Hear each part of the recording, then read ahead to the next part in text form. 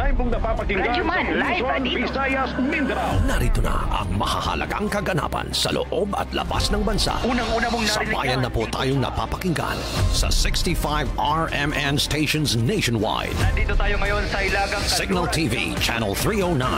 Aris, bigapon kita diri. At sa WRMN, New York, USA. Wala pang ibang reporter dito. Napapanood din tayo sa YouTube at Facebook channel ng RMN Worldwide. Mula po sa RMN Broadcast Studios, Atlanta Center, Manila. Narito ang inyong kasamang tagapagbalita. RMN Network News. Magandang tanghali mga kasama, 12 po ng Enero, araw na po ng Biyernes taong 2024. Kasama niyo na po Radyo Man Drew San Fernando. At ako naman si Radyo Manel Maracol. At narito na po ang ulo ng mga maiinit na balita.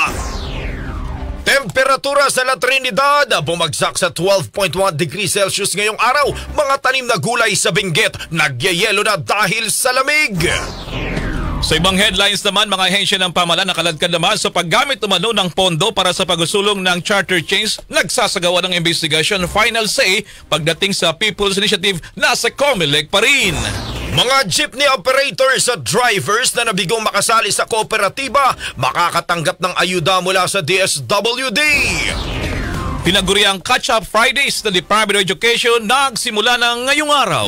Para sa balita sa ibayong dagat, Houthi rebels inatake ng US at UK sa Yemen. Houthi official nagbantang gaganti. Sa sports balita naman, harapan ng mga NBA top teams, Boston Celtics abay hindi kinaya ang Milwaukee Bucks. Para sa entertainment news, logo ng noontime show ng Tape Inc. na tahanang pinakamasaya, kinopya lang daw. At para sa detalye ng mga maiinit na balita, RMN Network News. bumagsak na ang temperatura o nararanasang lamig ng panahon sa ilang lugar sa bansa dahil sa epekto ng Northeast Monsoon o hanging amihan. Partikular na apektado naman lamig ng panahon ang Cordillera Region. Batay sa datos ng Pag-asa,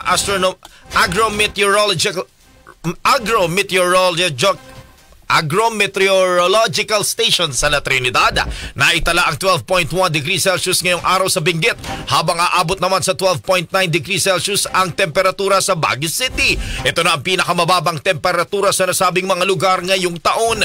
Nasa 22.4 degrees Celsius naman ang temperatura sa Metro Manila na naitala sa Science Garden sa Quezon City. Nabatid na naitala ang all-time coldest temperature sa buong bansa noong January 18, 1961 matapos na pumalo lang sa 6.3 degrees Celsius ang naranasan sa Baguio City. RMN Network News. Samantala sa Cogday pa ring balita, yung tinatawag na unang andap ngayong taon naman, abay na itala dyan sa pinakamataas naman na budok. Ito yung atok dyan sa Benguet. May detalye niyan si Radyoman Joseph Mangangin ng IFM Baguio. RMN Live Report. Unang pagkakataon ng andap ngayong taon na itala sa Atok, Benguet. Ngayong umaga ay muling nakaranas ng andap o ang pangyayari kung saan binalot ng yelo ang mga halaman sa munisipyo ng Atok sa probinsya ng Benguet, sabay sa pagbagsak ng temperatura sa nasabing lugar. Nakapagdala ng temperaturang 8 degrees Celsius ngayong umaga sa Atok na siyang sanhi ng andap. Ayon sa mga lokal, hindi na bago ang pangyayaring ito sa kanila kung kaya't hindi ito di umano makakaapekto sa produksyon ng kanilang mga produktong gulay. Ayon kay Ginoong PJ Height, isa sa mga magsasaka sa lugar, ito na ang simula ng andap season sa probinsya kung saan inaasahan na di umano nila ang higit pang paglamig ng panahon hanggang sa buwan ng Pebrero. Ang hiling ngayon ng mga magsasaka ay hindi gamitin ang insidenteng ito ng ilang mga magbebenta ng gulay upang itaas ang presyo ng mga highland vegetables. Mula sa IFM Baguio, Radyoman Joseph Mangangay, Tatak RMN. RMN Network News. Nag-iimbestiga na rin ang Department of Labor and Employment o DOLE sa isyu ng paggamit sa pondo ng kanilang programa para sa pagsusulong ng charter change o CHACHA. Kasabay nito sa panayam ng RMN Manila kay DOLE Secretary Bienvenido Laguesma, sinabi nitong tuloy-tuloy ang pakikipag-ugnay ng DOLE sa kanilang mga regional offices matapos makaladkad ang ahensya na umano'y nagagamit ang pondo ng kanilang tulong panghanap buhay sa ating disadvantage or displaced workers House o sa tupad program para sa Chacha. Anya, pinabibilis na nito ang pag-validate sa naturang impormasyon dahil ngayon pa lang naman ulit nag-umpisa ang naturang programa. Pero para kay Laguesma, imposibleng magamit ang tupad program sa political agenda ng ilang grupo o personalidad dahil hindi dole out cash kundi cash for work ang mga ito. Ibig sabihin kailangan munang pagtrabahuhan ng mga kwalipikadong sasali sa programa ang kanilang matatanggap na assistance. Mayroon din anyang guidelines o alituntunin ng tupad kaya't hindi ito magagamit sa mga aktibidad na hindi naaayon sa layunin ng programa. Mahigpit po ang tagubili natin na yung pong mga programa ng DOLE dapat po talaga ay may ukol doon po sa mga talagang eligible, qualified beneficiaries. At bibigyan din ko lang, ito po ay hindi po dole out, ito po ay cash for work, yung tupad na kailangan pong pagtrabahuhan at yung pong papaloob sa programa dapat po ay eligible, qualified at pinoprofile po. Tinitignan po ang kanilang entitlement at dapat po nandun sila doon sa kategorya na itinatadhana po sa ating PAA. Bahagi po sila ng disadvantaged workers at saka yung po tinatawag natin na displaced workers. So meron po kaming alituntunin, meron po kaming guidelines to make sure na yan po ay hindi magagamit sa ibang mga ikangay activity o kaya yung mga ibang kampanya na hindi po naayon doon po sa alituntunin ng programa. Yan po si DOLE Secretary Bienvenido Laguesma sa eksklusibong panayam ng RMN Manila. RMN Network News. Samantala naman sa ibang balita, nakikipag-ugnayan na raw ang Department of Social Welfare and Development o DSWD sa mga concerned agencies para naman sikakasang investigasyon sa aligasyong ginagamit ang dalawang programa nila para makakalapan ng pirma upang suportahan ang controversial na charter change. Kasunod na rin ito ng pagkalat sa social media ng video ng Quezon City Urban Poor Coordinating Council kung saan makikita inaalok ng isang babae ang mga residente sa Barangay Old Capitol Site na pirmahan ang isang petisyon kapalit ng financial assistance. Sa interview ng RMN Manila, sinabi ni DSWD spokesperson Romel Lopez na ipognay na sila sa Department of the Interior and Local Government upang imbestigahan ang nasabing video at mapanagot na rin ang mga sangkot. Tayo po'y may ipag-ugnayan sa iba pong mga ahensya pa ng gobyerno like ng DILG under po sa kanilang community para po matulungan tayo hinggil sa bagay na ito. At asahan niyo po yung full coordination and an interagency approach po natin dito. Ang ating pong assurance sa ating mga kababayan, kadaya po na nabanggit ko, hindi naman po talaga magagamit ito pong ating mga programa. Kasi po, kahit ano pong pangako nila na peso magbibigyan kayo, kapalit po nito, yung ating pong proseso para sa ay medyo may certain scrutiny. May mga social workers po tayo na iaasa kayo bago po kayo makatanggap ng inyong pong assistance. Bukod daw sa video, una lang inihayag ni Senator Amy Marcos na abot daw sa 20 million pesos ang inaabot kada distrito para isulong itong People's Initiative kung saan 5 milyong piso ay nagbumula daw sa ayuda sa Kapos sa Kita Program at Assistance to Individuals in Crisis Situation o EICS ng DSWD. Pero git na Assistant Secretary Lopez, walang kinalaman ng kanilang programa sa pagsusulong ng Chacha. Pagitiyak pa ng opisyal, hindi magagamit ang kanilang ahensya na mga organisasyon at mga individual para sa kanilang political agenda at ginarin itong binubusising mabuti yung mga benepisyaryo ng tupad o tulong panghanap buhay sa ating disadvantaged o displaced workers at EICS. RMN Network News. Sa kaugnay pa rin balita, mga kasama, na sa COMELEC o Commission on Election pa rin ang final say kung uusad o hindi ang isinusulong ngayon na People's Initiative na layong baguhin ang konstitusyon sa pamamagitan ng charter change o yung Chacha. Ito ang nilinaw ng ahensya sa gitna ng mga nag-iikot ngayon sa iba't ibang bahagi ng bansa para mangalap ng pirma na sumusuporta sa Chacha. Sa panayam ng RMN Manila, sinabi ni COMELEC Chairman Attorney George Garcia na hindi rin agad aaksyonan ng mga petisyon sakaling dumating ito sa kanila. Ito po ay, yun nga po, napabalitaan natin, may mga nagpapapirma at yan po ay pagka-final po sa amin, ang una po namin gagawin, Sir Aljo, ay hindi pa muna namin aaksyonan yung mga signatures. Aalamin muna namin, teka muna, sufficient ba yan in form and substance? Ibig sabihin, nakalakip ba dyan yung mga dapat ilakip? Nakalagay ba yung mga aligasyon na dapat hanapin namin base sa ating umiiral na patakaran? Kapag kung yung petition nila ay hindi rin po compliant o susunod sa ating patakaran, kaagad po namin i-dismiss ng petition na yan. Paglilinaw pa ni Garcia, sakaling maabot ang target na bilang para sa People's Initiative ay hindi agad ito otomatikong mababago ang konstitusyon.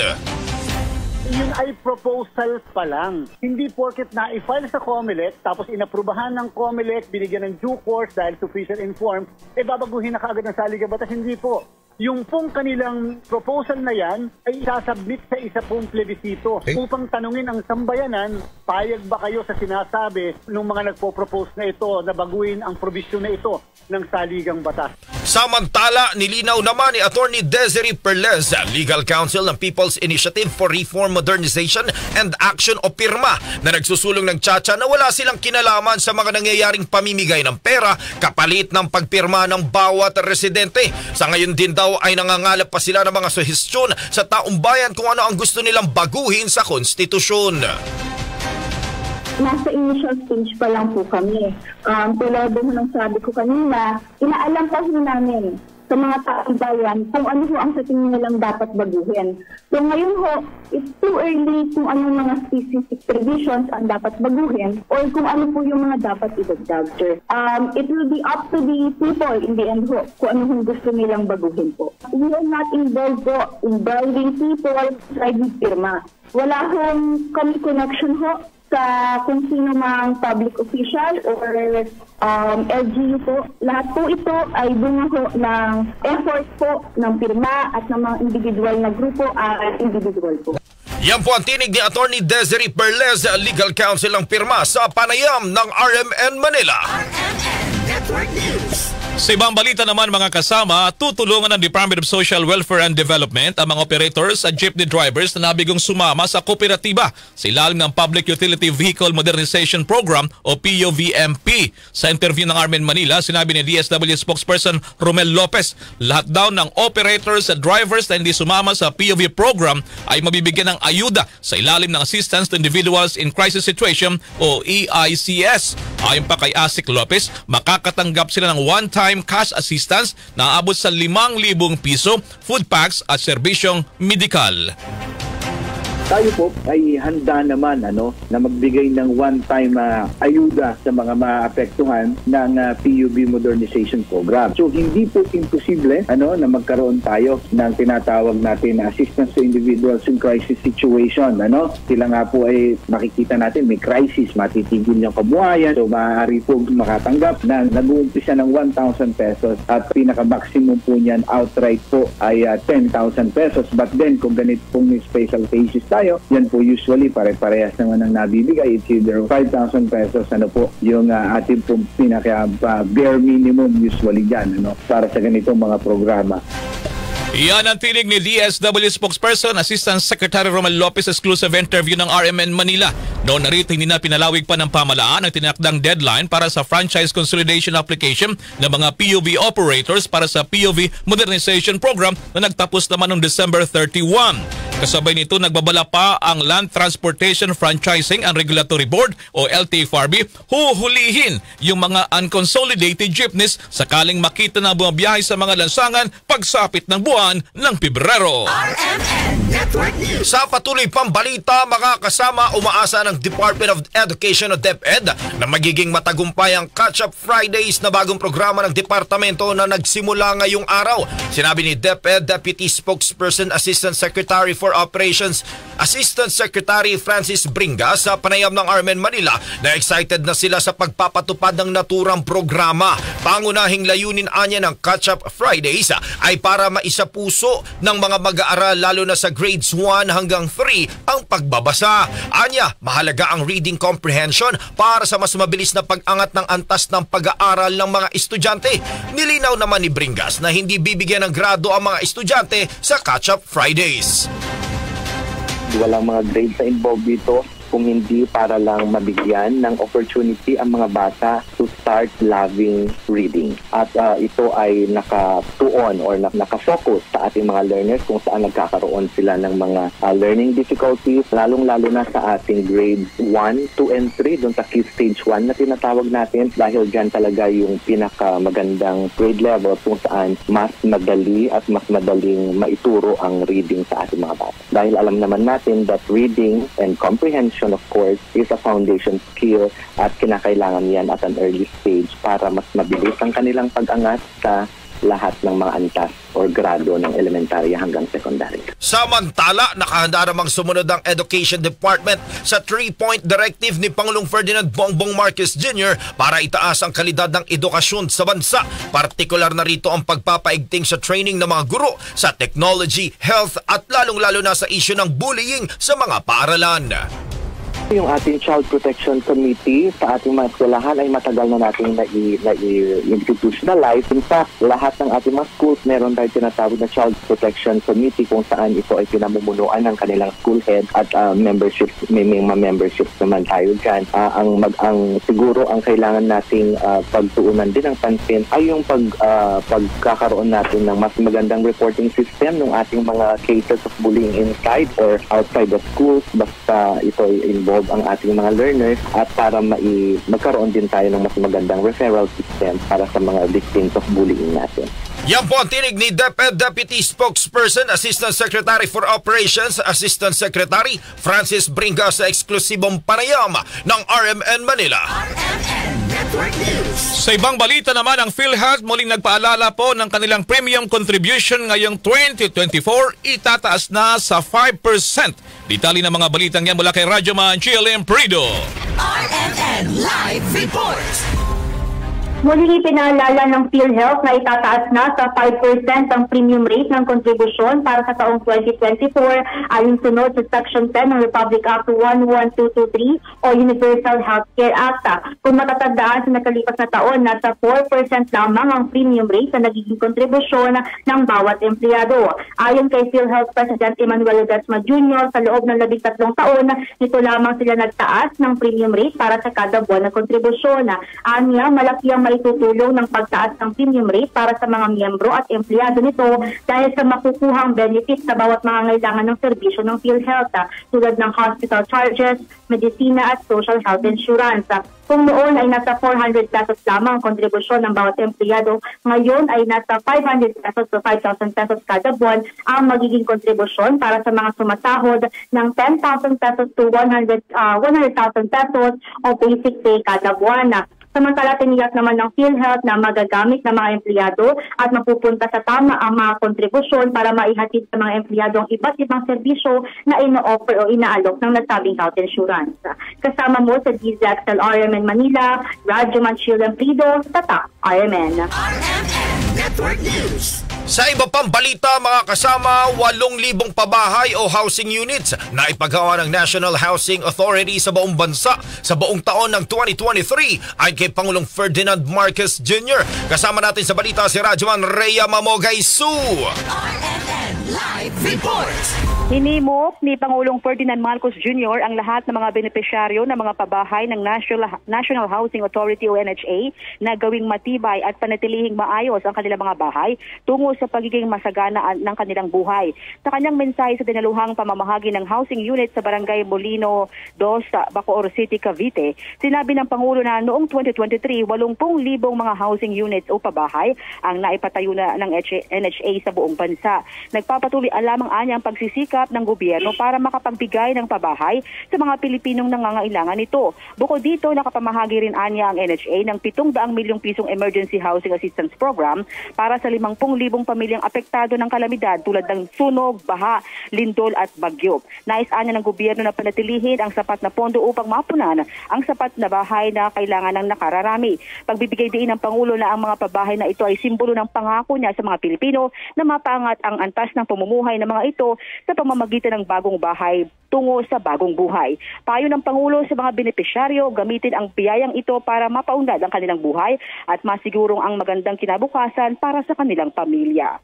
Kasama mo sa DZXL RMN Manila, Radyoman Rhea Mamogay Su, Tatak RMN. RMN Network News. Samantala pa rin sa namang senador, pinahigpitan ng parusa laban sa mga isyong may kinalaman sa kuryente. Kasama mo sa balita si Radyoman Condi Batak. RMN Live Report. Minungkahi ni Senate Committee on Energy Vice Chairman Sherwin Gatchalian na higpitan ng parusa laban sa mga isyong may kinalaman sa kuryente. Ang rekomendasyon ng senador ay kaugnay na rin sa pagsisimula ng investigasyon ng Senado patungkol sa malawakang blackout sa Panay Island kung saan itinuturo naman ang National Grid Corporation of the Philippines o NGCP na hindi naging maagap sa pagresolba ng sitwasyon. Isinusulong ni Gatchalian na magpataw ng mas mabigat na parusa laban sa mga industry players na mapapatunayang nakagawa ng mali at pagkukulang para sa agad na pagtugon sa supply ng kuryente. Nais ng senador ng ipataw na parusa o multa ikatumbas ng economic loss o pagkalugi sa ekonomiya na naranasan ng mga apektadong lugar. Nakukulangan ang mambabata sa maximum penalty na ipinapataw ng Energy Regulatory Commission o ERC na abot lamang sa 15 million pesos para sa anumang paglabag sa grid code. Naniniwala ang senador na kung bibigatan ng gusto ang parusa, itiyak na seseryosohin na ng NGCP at ng iba pang energy industry players ang kanilang tungkulin.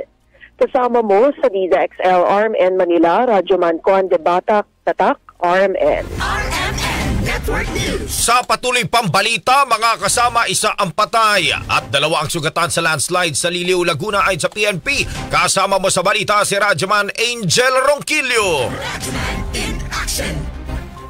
Patay ang isang construction worker at malubha namang nasugatan ang 2 iba pa ng matabunan ng gumuhong lupa sa Purok 6, Barangay Kalumpaw, Liliw, Laguna, bandang alas 4 ng hapon kahapon. Sa ulat ni PNP Area Police Command, Southern Luzon Commander, Police Lieutenant General Roderick Armamento, kay PNP Chief Police General Benjamin Acorda Jr., nagtatayo noon ng riprap ang mga biktima sa river dam sa nasabing lugar nang bigla na lamang nagkaroon ng landslide dahil sa tuloy-tuloy na pag-ulan. Kinilala yung nasawi na si VJ Estandar Salisod, 36 years old, residente ng Barangay Kalumpang. Habang nailigtas naman ang 2 pang construction worker na lubha-lubhang nasugatan na kinilala na sina Joel Apostol Basco at Eduardo de Chavez de la Cueva. Kasunod dyan inaatasan ni Armamento ang Chief of Police ng Liliw, Laguna na i-cordon off ang lugar at makipag-coordinate sa LGU ng Liliw at Municipal Disaster Risk Reduction and Management Office para maiwasang maulit ang nasabing insidente.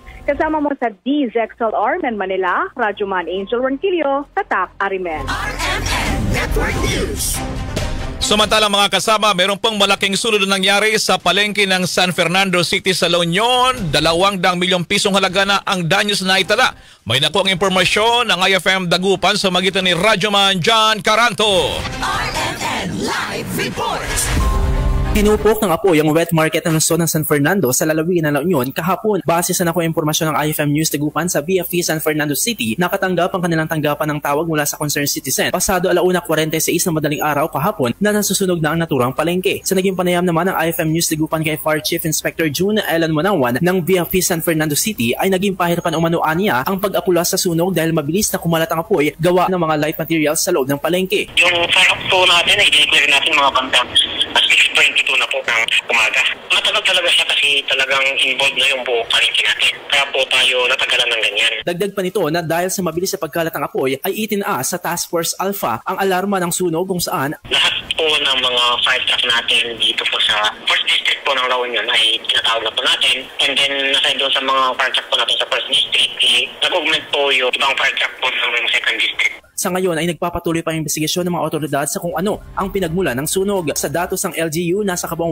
1,156 installed occupant ang apektado at base rin sa kanilang taya ay nasa mahigit 200 million pesos na capitalization ang halaga ng economic loss sa palengke. Samantala, dahil sa naganap na sunog ay humiling at nagpasa na ng resolusyon ang alkalde ng lungsod na si City Mayor Hermenegildo Gualberto, katuwang ng CDRRMO na ideklara ang lungsod sa ilalim ng state of calamity sa tulong din ng Sangguniang Panglungsod na siyang mag-aaproba nito. Meeting yung City Disaster Reduction Management Council natin and we have passed a resolution asking the City Council to declare the City of San Fernando under state of calamity. Ongoing, hindi ko alam kung tapos na yung meeting ng City Council, but they have assured us, Vice Mayor Alf Ortega and the members of the City Council have assured us that they will approve the resolution declaring a state of calamity here in the City of San Fernando. Kasama mo dito sa IFM, nagupan ako sa Idol John Caranto, Tatak, IFM.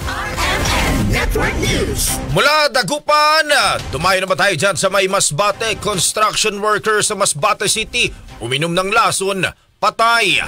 Kasama natin mula sa RMN Masbate si Radyoman Ram Season. RMN Live Report.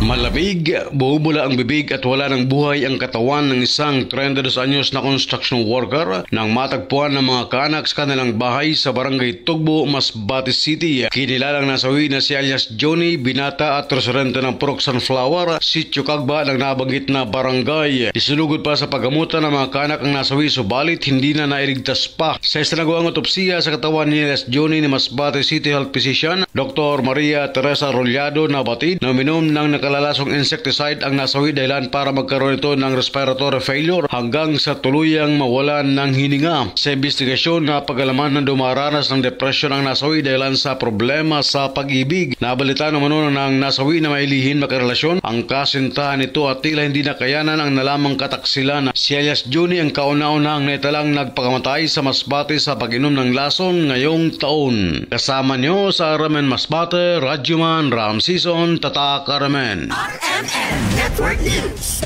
Dumako tayo dyan sa Iloilo City naman. Makatapos ang Masbate, abay may pabuya na pong inaalok ang mayor doon sa makapagtuturo ng motoristang nanghampas ng baseball bat sa pickup driver sa highway sa naturang lungsod. Mula sa RMN Iloilo, kasama mo sa balita si Radyoman Fea Panes Otero. RMN Live Report. Nagpahayag na ng suporta si Iloilo City Mayor Jared Renia sa investigasyon sa pamamagitan ng pagbigay ng 50,000 pesos na reward sa sinumang nakakilala at makatuturo sa suspect sa panghahampas ng umano'y baseball bat sa pickup driver habang nakahinto sa stoplight sa kahabaan ng Diversion Road, Mandurriao, Iloilo City. Sa pinakahuling pahayag ng alkalde, walang lugar sa Iloilo City ang pagiging bayolente at hindi dapat ito kinukonsente. Sa kasalukuyang investigasyon naman ng Mandurriao PNP, sinabi ni Police Captain Val Campbell, hepe ng police station, na ayon sa biktima na isang government employee, hindi niya mismo kilala ang suspect at wala silang maituturong pangyayari na posibleng ugat ng krimen. Road rage ang inisyal na motibo sa krimen ayon sa kapulisan, ngunit bukas ang investigasyon sa iba pang personal na motibo habang patuloy sa pagkalap ng iba pang CCTV footages na makakatulong sa kaso. Pahayag pa ni Campbell na malaking tulong ang reward na inaalok ng alkalde para mainganyo na magbigay ang iba pang may kopya ng dashcam at CCTV. Kasama mo sa DYRI RMN Iloilo, Radyoman Fea Panes Otero, Tatak RMN. RMN Network News. Mula Iloilo, dumako naman tayo dyan sa may Davao. 2 peking sundalo arestado sa Davao City Checkpoint. Kasama natin mula sa RMN Davao, Radyoman Kirby Manzon. RMN Live Report. Arestado ng mga personahe ng Task Force Davao sa checkpoint sa barangay Lacson, Kalinan dito sa Davao City ang 2 lalaking naka-military uniform ngunit hindi pala totoong mga sundalo. Daling na flag down ang sinakyang pick-up ng 2 mga suspect na nakilalang si Apolinar Salce Sugala at RV na Harold Igong Hernandez na parehong nakasuot ang uniforme at may dala pang mga short firearms. Nabulabog ang 2 matapos na sa pagberipika ay mali ang paggamit ng insignia. Dagdag pa na wala ring naipakita ang mga papeles sa paggamit ng armas ang mga suspect. Nakuha ng Task Force Davao mula sa mga suspect ang 9mm at .45 pistol. Kasong paglabag sa Republic Act 10591, Article 177 at 179 sa Revised Penal Code ang kakaharapin ng mga inaresto na nakakustodiya na ngayon sa Kalinan Police Station. Kasama mo sa RMN DXDC Davao, Radyoman Kirby Manzon, Tatak RMN. Network News. Labas tayo ng Pilipinas. Sa ibang dako naman ay kinumpirma ngayon ni US President Joe Biden at UK Prime Minister Rishi Sunak ang pagsasagawa ng strikes alinsunod na rin sa patuloy ng pag-atake ng tinaguriang Houthi rebels sa commercial shipping lines sa may Red Sea. Ayon sa mga opisyal ng US, naglunsad umano ang bansa nila ng Tomahawk cruise missiles at inatake ng US jet fighters ang mahigit sa 12 lugar, kabilang na ang kabisera ng lugar na Sanaa at Hodeidah. Dagdag pa rin may 4 din na rough typhoon jets na tinatawag ang nagpasabog din sa 2 Houthi targets. Nagabala naman sa President Biden ng mga posibleng karagdagang panghakbang upang matiyak ang malayong daloy ng komersyo sa naturang namang lugar, itong Red Sea. Samantala nagsalita naman ang Houthi officials at sinabing pagbabayaran ng Amerika at United Kingdom ang kanila namang pagsalakay.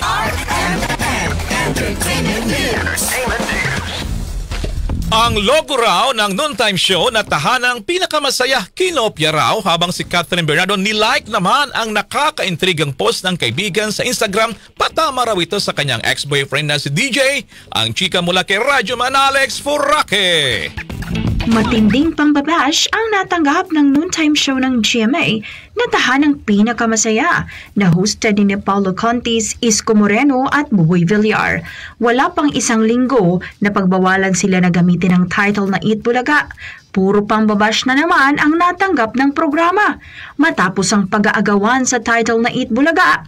Ngayon naman ay may kinakaharap na naman silang panibagong issue ukol sa logo ng kanilang show. Inaya daw ng tahanang pinakamasaya ang isang logo project mula sa Quezon Province at binabalak ng kasuhan at sampahan ng reklamo ng kampo ni Quezon Governor Helen Tan ang Tape Incorporated. Matatandaan na nanalo sa korte ang grupo ng TVJ bilang tunay na may-ari ng Eat Bulaga trademark, kaya binago ng Tape ang pangalan ng kanilang noontime show. Samantala, matapos i-unfollow ni Catherine sa Daniel sa IG at nadamay pa nga itong sina Liza Soberano, Julia Barreto at Jillian Vicencio kahapon. Napansin ngayon ng mga fans nito ang pag-like sa post ng kaibigan niyang si Mark Salamat sa Instagram. Makikita sa IG na nakasaad sa post na nilike ni Kath ang mga katagang, "A mistake repeated more than once is a decision." Naisip tuloy ng netizens na tila patama ito sa kanyang dating kasintahan na si Daniel Padilla. Hindi man nila nabanggit kung ano ang pinakaugat ng kanilang hiwalayan, subalit sa mga naging posts ni Kat at sa huling nilike niyang quote ay tila mababatid na ang tunay na dahilan ng kanilang paghihiwalay. Magugunita na nitong pinakahuling event na dinaluhan ng dalawa, mapapansin na di pa rin maiwasang lumapit ni DJ kay Kath at kinakausap pa rin ito kung kaya't nabuhay naman ang fans sa baka magkabalikan pa nga ang dalawa. Subalit kahapon, tinuldukan naman ni Kath ang usapin dahil tuluyan na nitong in-unfollow si Daniel Padilla. Yan ang ating entertainment news. Alex Foraket, Tatak, RMN. RMN Network News. At sumayin niyo po ang mga nangungunang balita. Ako po si Radyoman Drew San Fernando. At ako naman si Radyoman El Maracol. Mula po rito sa Atlanta Center Studio sa Manila. Sa mga taga-Isabela na Imbaga Aldao, kada kayo amin, marami pong salamat. Inyo pong natunghayan ang RMN Network News. Malaki ang tumutok para huwag mahuli sa maiinit na mga balita at impormasyon. Reaching millions nationwide and worldwide. For more than 70 years, Tatak RMN. Mga kasama, oras 12:33 na.